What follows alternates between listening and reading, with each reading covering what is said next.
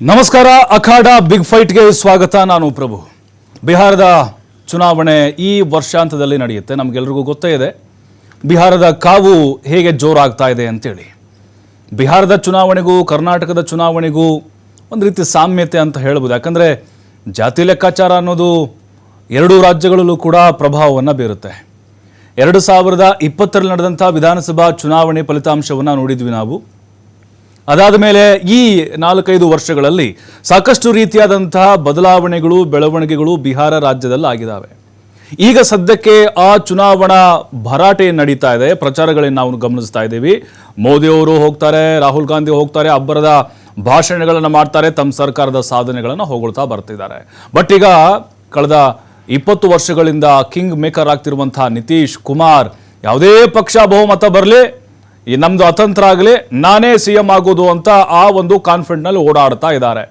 ಇನ್ನೊಂದು ಕಡೆ ಅಲ್ಲಿ BJP ನಾಯಕರು ಕರ್ನಾಟಕದಲ್ಲಿನ ಗ್ಯಾರಂಟಿಗಳ ಬಗ್ಗೆ ಟೀಕೆ ಮಾಡ್ತಾರೆ. ಅಲ್ಲಿ ನೋಡಿದ್ರೆ ನಿತೀಶ್ ಅವರು ಉಚಿತ ವಿದ್ಯುತ್ತನ್ನು ಘೋಷಣೆ ಮಾಡಿದ್ದಾರೆ. ಅವ್ರದ್ದೇ NDA ಮೈತ್ರಿಕೂಟ. ಹೀಗಾಗಿ ಸಾಕಷ್ಟು ರಾಜಕೀಯವಾದಂಥ ಪರ ವಿರೋಧ ಚರ್ಚೆ ಆಗುತ್ತಾ ಇದೆ. ಇನ್ನೊಂದು, ಕರ್ನಾಟಕದ ಮೇಲೆ ಏನಾದರೂ ಬಿಹಾರ ಎಲೆಕ್ಷನ್ನ ರಿಸಲ್ಟ್ ಪರಿಣಾಮವನ್ನು ಬೀರುತ್ತಾ? ಯಾಕಂದ್ರೆ ನಾನೇ 5 ವರ್ಷ CM ಅಂತೇಳಿ ಸಿದ್ದರಾಮಯ್ಯನವರು ದೆಹಲಿಯಲ್ಲಿ ಗುಡುಗಿದಾಗಿದೆ. ಅಲ್ಲೇನಾದ್ರೂ ಮಹಾಗಠಬಂಧನ್ ಅಥವಾ ಇಂಡಿಯಾ ಮೈತ್ರಿಕೂಟ ಸೋತ್ರೆ ಇಲ್ಲೇನೋ ಬದಲಾವಣೆ ಆಗ್ಬೋದು ಅಂತ ಕೆಲವೊಂದಿಷ್ಟು ಲೆಕ್ಕಾಚಾರಗಳು ಹೇಳ್ತಾ ಇದ್ದಾವೆ. ಅಹಿಂದ ಮತಗಳ ಮೇಲೆ ಪರಿಣಾಮ ಬೀರ್ಬೋದು ಅಂತ ಸಿದ್ದರಾಮಯ್ಯನವರು ಮುಂದುವರಿಸ್ತಾರೆ ಅನ್ನುವಂಥ ಗುಸುಗುಸು ಕೂಡ ಕಾಂಗ್ರೆಸ್ ಪಕ್ಷ ಅಷ್ಟೇ ಅಲ್ಲ, ಬೇರೆ ಬೇರೆ ಪಕ್ಷಗಳಲ್ಲೂ ಕೂಡ ಚರ್ಚೆ ಆಗುತ್ತಾ ಇದೆ. ಮೋದಿ ಒಂದು ಕಡೆ ಗ್ಯಾರಂಟಿ ಜಪ ಮಾಡ್ತಾ ಇದ್ದಾರೆ, ಅದರ ಜೊತೆಗೆ ಕಾಂಗ್ರೆಸ್ನವರು ಅಲ್ಲಿ ಏನು JDUವನ್ನು ಅವಲಂಬನೆ ಮಾಡಿಕೊಂಡಿದ್ದಾರೆ. ಹಾಗಾಗಿನೇ ಇದೆಲ್ಲದರ ಬಗ್ಗೆ ಚರ್ಚೆ ಮಾಡಲಿಕ್ಕೆ ನಮ್ಮ ಜೊತೆಗೆ ಅತಿಥಿಗಳು ಕೂಡ ಜಾಯ್ನ್ ಆಗಿದ್ದಾರೆ. ಅವ್ರನ್ನ ಕಾರ್ಯಕ್ರಮಕ್ಕೆ ನಾನು ಸ್ವಾಗತ ಮಾಡ್ತಾ ಇದ್ದೀನಿ. ಮೊದಲದಾಗಿ ಕಾಂಗ್ರೆಸ್ ವಕ್ತಾರರಾಗಿರುವಂಥ ನಟರಾಜ್ ಗೌಡರು ಜಾಯ್ನ್ ಆಗಿದ್ದಾರೆ. ಗೌಡ್ರಿ ನಮಸ್ಕಾರ, ತಮಗೆ ಸ್ವಾಗತ. ನಮಸ್ತೆ. ಹಾಗೆ ಆಮ್ ಆದ್ಮಿ ಪಕ್ಷದ ವಕ್ತಾರರಾಗಿರುವಂಥ ಶಿವಾನಂದ ರೆಡ್ಡಿ ಅವರು ಜಾಯ್ನ್ ಆಗಿದ್ದಾರೆ. ಸರ್ ನಮಸ್ತೆ, ಸ್ವಾಗತ ನಿಮಗೆ. ಇನ್ನು BJP ವಕ್ತಾರರಾಗಿರುವಂಥ ಸುರಭಿ ಹೊದಿಗೆರೆ ಅವರು ಜಾಯ್ನ್ ಆಗಿದ್ದಾರೆ. ಮೇಡಮ್, ತಮಗೂ ಕೂಡ ಸ್ವಾಗತ. ನಟರಾಜ್ ಗೌಡರಿಂದ ಆರಂಭ ಮಾಡ್ತಾ ಇದ್ದೀನಿ ನಾವು. ನಟರಾಜ್ ಗೌಡ್ರೆ, BJPಯವರು ಕರ್ನಾಟಕದಲ್ಲಿ ಗ್ಯಾರಂಟಿಗಳನ್ನು ಘೋಷಣೆ ಮಾಡಿದಾಗ ಅಥವಾ ಈಗಲೂ ಕೂಡ ಟೀಕೆ ಮಾಡ್ತಾ ಇದ್ದಾರೆ. ಸೋಂಬೇರಿಗಳಾಗ್ತಾರೆ, ಖಜಾನೆ ಖಾಲಿ ಆಗುತ್ತೆ, ಈ ರೀತಿ ಟೀಕೆ ಮಾಡ್ತಿದ್ದಂಥವ್ರು ಬಿಹಾರದಲ್ಲಿ ನಿತೀಶ್ ಕುಮಾರ್ ಅವರು ನೀವು ಗಮನಿಸಿದ್ದೀರಿ, ಉಚಿತ ವಿದ್ಯುತ್ತನ್ನು ಘೋಷಣೆ ಮಾಡಿದ್ದಾರೆ. ಈಗ ನೋಡಿ ನಿಮ್ಮನ್ನೇ ಫಾಲೋ ಮಾಡ್ತಾ ಇದ್ದಾರೆ. ಟೀಕೆ ಮಾಡ್ತಿದ್ದವ್ರಂತೂ ಫಾಲೋ ಮಾಡ್ತಿದ್ದಾರೆ. ಅಂದರೆ ನಿಮ್ಮ ಮಾಡೆಲ್ ಅಂತ ಇದೆಲ್ಲವೂ. ಕರ್ನಾಟಕ ಮಾಡೆಲ್ ಅನ್ನೋದು ಇಡೀ ದೇಶ ಈಗ ಅದನ್ನ ಮೆಚ್ಚಿದೆ. ಎಲ್ಲಾ ಸರ್ಕಾರಗಳು, ಇವನ್ BJP ರೂಲ್ ಸ್ಟೇಟ್ಸ್ ಅಲ್ಲೂ ಕೂಡ ಅದನ್ನ ಗ್ಯಾರಂಟಿ ಅನ್ನೋ ಪದವನ್ನ ಉಪಯೋಗಿಸಿಕೊಂಡೇ ಈಗ ಅವರು ಚುನಾವಣೆ ಪ್ರಚಾರಗಳನ್ನು ಮಾಡ್ತಾ ಇದ್ದಾರೆ ಮತ್ತು ಇಂಪ್ಲಿಮೆಂಟ್ ಮಾಡ್ತಾ ಇದ್ದಾರೆ ಕೆಲವು ಕಡೆ. ಗ್ಯಾರಂಟಿ ಅಗತ್ಯ ಯಾಕಾಯ್ತು? ಓಕೆ, ಕಳೆದ 10 ವರ್ಷಗಳಲ್ಲಿ ದೇಶದಲ್ಲಿ ಆರ್ಥಿಕ ಪರಿಸ್ಥಿತಿ ಬಹಳ ಅಧೋಗತಿಗೆ ಹೋಗಿದೆ. ಬಡವರಾಗ್ತಾ ಇದ್ದಾರೆ, ಶ್ರೀಮಂತರಾಗ್ತಾ ಇದ್ದಾರೆ. ಬಡವರ ಜೇಬಿಂದ GST ಮುಖಾಂತರ ಟ್ಯಾಕ್ಸ್ ಅಂತ ತೆಗೆದುಕೊಂಡು ಶ್ರೀಮಂತರಿಗೆ ಮೋದಿ ಗೌರ್ಮೆಂಟ್ ಕೊಡ್ತಾ ಇದೆ. ಸೊ ಇದು 16,35,000 ಕೋಟಿ ರೂಪಾಯಿ 2023-24 10 ವರ್ಷದಲ್ಲಿ ರೈಟ್ ಆಫ್ ಮಾಡಿಬಿಟ್ಟಿದ್ದಾರೆ. ಅತ್ಯಂತ ಕೆಲವು ಶ್ರೀಮಂತ ಉದ್ಯಮಿಗಳದ್ದು ಹಣವನ್ನ 16,35,000 ಕೋಟಿ ರೂಪಾಯಿ ರೈಟ್ ಆಫ್ ಮಾಡಿದ್ದಾರೆ. ಬಡವರಿಗೆ ಏನೂ ಸಿಗ್ಲಿಲ್ಲ. ಎಲ್ಲದ್ರ ಮೇಲೂ ತೆರಿಗೆ ಹೊರೆ. ಅದಲ್ಲದೆ GST ಇಂಪ್ಲಿಮೆಂಟೇಷನ್ನು, ಡಿಮಾನಿಟೇಷನ್ನು, ಆಮೇಲೆ ಈ ಕಳಪೆ ನಿರ್ವಹಣೆ, ಕೊರೋನಾ ಟೈಮಲ್ಲಿ ಕಳಪೆ ನಿರ್ವಹಣೆಯಿಂದ ಜನರ ಆರ್ಥಿಕ ಪರಿಸ್ಥಿತಿ ಕೆಟ್ಟೋಗಿದೆ. ಆ ಸಮಯದಲ್ಲಿ ಏಕೈಕ ಸರ್ಕಾರ, ಕಾಂಗ್ರೆಸ್ ಸರ್ಕಾರ ಕರ್ನಾಟಕದಲ್ಲಿ ತೀರ್ಮಾನ ಮಾಡಿದ್ದು, ನಾವು ಪಕ್ಷ ತೀರ್ಮಾನ ಮಾಡಿದ್ದು, ಜನರ ಸಹಾಯಕ್ಕೆ ನಿಲ್ಲಬೇಕು, ಅವರು ಆರ್ಥಿಕವಾಗಿ ಬಹಳ ಬಸವಳಿದ್ದಾರೆ ಅಂತೇಳಿ ಅವ್ರಿಗೆ ನಾವು ಗ್ಯಾರಂಟಿ ಯೋಜನೆಗಳನ್ನ ತಂದ್ವಿ. ನಾವು ತಂದಿದ್ದು ಯಾವ ಉದ್ದೇಶಕ್ಕೆ?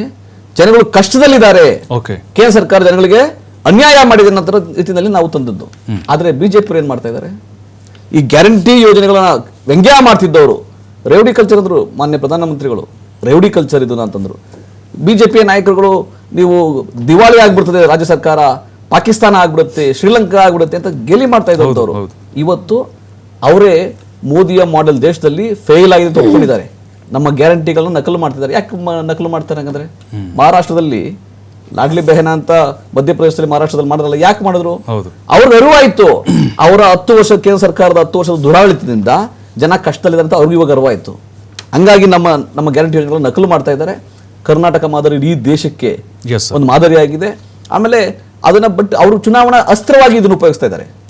ಜನಗಳ ಕಷ್ಟ ಸುಖಗಳನ್ನು ನೋಡಬೇಕು, ಜನಗಳ ಆರ್ಥಿಕ ಸಬಲೀಕರಣ ಮಾಡಬೇಕು, ಅವ್ರ ಜೀವನ ಗುಣಮಟ್ಟವನ್ನು ಬದಲಾಯಿಸಬೇಕು, ಆ ಉದ್ದೇಶ ಅವ್ರಿಗಿಲ್ಲ.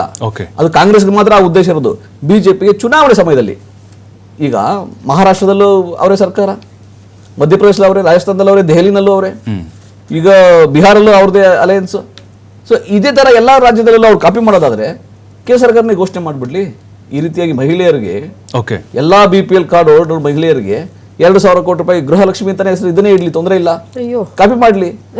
ಆದ್ರೆ ಕೆಲವು ಕಡೆ ಮಾತ್ರ, ಎಲ್ಲಿ ಲಾಡ್ಲಿ ಬೆಹನಾ ಯೋಜನಾ ಅಂತೆ, ಕೆಲವು ಕಡೆ ಚುನಾವಣೆ ಸಮಯದಲ್ಲಿ ಮಾತ್ರ ಜ್ಞಾಪಕ ಬರುತ್ತೆ ಇವರಿಗೆ. ಇನ್ನು ದೇಶದಲ್ಲಿರ್ತಕ್ಕಂಥ ಮಹಿಳೆಯರಲ್ವಾ, ಅದನ್ನ ಕೇಂದ್ರ ಸರ್ಕಾರ ಯೋಚನೆ ಮಾಡಬೇಕು, ಬಿಜೆಪಿ ಯೋಚನೆ ಮಾಡಬೇಕು.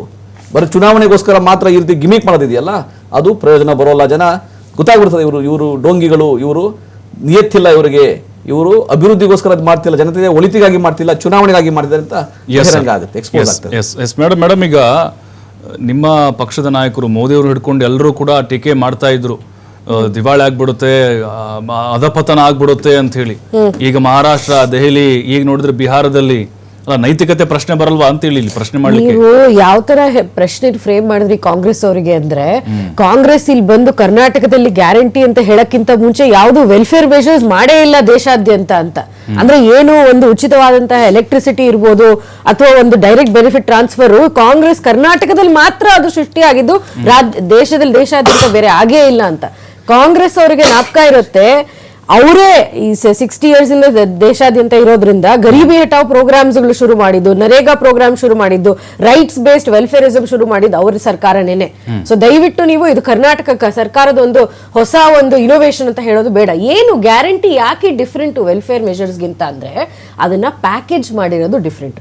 ಅದು ನೀವು ಪ್ಯಾಕೇಜ್ ಮಾಡಿರೋದು ಯಾವುದು ನೀವಲ್ಲ, ನೀವು ಹೈರ್ ಮಾಡಿರುವಂತಹ ಕನ್ಸಲ್ಟೆನ್ಸಿ, ಆ ಕನ್ಸಲ್ಟೆನ್ಸಿಯ ಹೆಡ್ ಯಾರು ಬಂದಿರೋದು ಬಿಜೆಪಿಯಲ್ಲಿ ಕೆಲಸ ಮಾಡಿ ಬಂದಿರೋಂಥವ್ರು.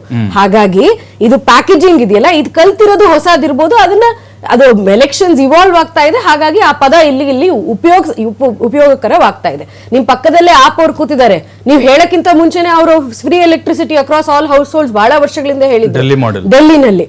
ನೀವು ಇದನ್ನ ಕರ್ನಾಟಕ ಮಾಡೆಲ್ ಅಂತ ಇವಾಗ ಕರಿತಿರೋದು. ಅದು ಬಿಡಿ, ಆಕ್ಚುಲಿ ಫ್ರೀ ಎಲೆಕ್ಟ್ರಿಸಿಟಿ ಯಾರು ರೈತರಿಗೆ ಅನ್ನೋದು ಬಹಳ ವರ್ಷಗಳಿಂದ ಅದು ಶುರುವಾಗಿದ್ದು ಆಂಧ್ರ ಪ್ರದೇಶ, ತಮಿಳುನಾಡಿನಲ್ಲಿ TDP, AIDMK, DMK, ಅದಾದ ನಂತರ ಬಹಳಷ್ಟು ಬಿಜೆಪಿ ರೂಲ್ ಸ್ಟೇಟ್ಸ್ ಅಲ್ಲೂ ಕೊಟ್ಟಿರುವಂತಹ ಒಂದು ಉಚಿತವಾದ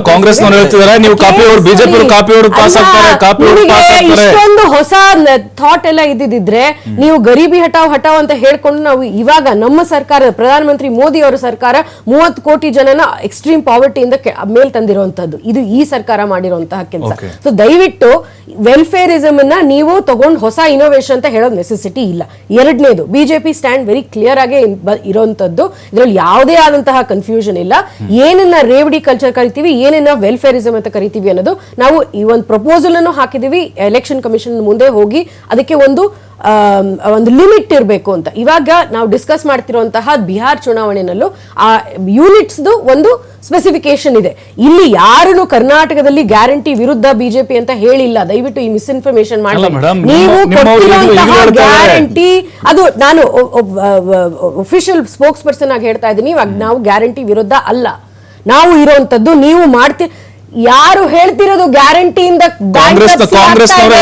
ಕಾಂಗ್ರೆಸ್ಸಿನ ಶಾಸಕರು ಬಸವರಾಜ್ ರಾಯರೆಡ್ಡಿ ಅವರು ತಮ್ಮದೇ ಆದಂತಹ ಎಕನಾಮಿಕ್ ಅಡ್ವೈಸರ್ ಬಂದು ನೀವು ಅನ್ನ ತಗೊಳ್ಳಿ ಇಲ್ಲ ರಸ್ತೆ ತಗೊಳ್ಳಿ ಅಂತ ಹೇಳಿದಾಗ ನಾವೇನ್ ವಿರೋಧ ಪಕ್ಷದವ್ರು ನಾವ್ ಹೇಳ್ತಿದೀವಿ ಅಂತ ನೀವ್ ಹೆಂಗ್ ಹೇಳಕ್ ಸಾಧ್ಯ? ಇನ್ನು ಮೊನ್ನೆ ಒಬ್ರು MLA ಬಂದು ಹೇಳಿದ್ದಾರೆ. ಎಷ್ಟು ಜನ MLA ಲೆಕ್ಕ ಹಾಕಕ್ಕಾಗಲ್ಲ. ಫಂಡ್ಸ್ ಇಲ್ಲ ಅಂತಿರೋದು ಯಾರು? ಹಿಮಾಚಲ್ ಪ್ರದೇಶದಲ್ಲಿ ನಾವು ನೋಡಿದೀವಿ ಕಾಂಗ್ರೆಸ್ ಮಾಡೆಲ್ ಅಲ್ಲಿ ಯಾವ ತರ ಬ್ಯಾಂಕ್ರಪ್ಸಿ ಆಯ್ತು ಅಂತ. ಕರ್ನಾಟಕದಲ್ಲಿ ಟ್ಯಾಕ್ಸ್ ಬಾಯನ್ಸಿ ತುಂಬಾ ಹೈ ಇದೆ. ಕರ್ನಾಟಕದಲ್ಲಿ ಬಹಳ ಹೈ ಟ್ಯಾಕ್ಸ್ ಬಾಯನ್ಸ್ ಇದೆ.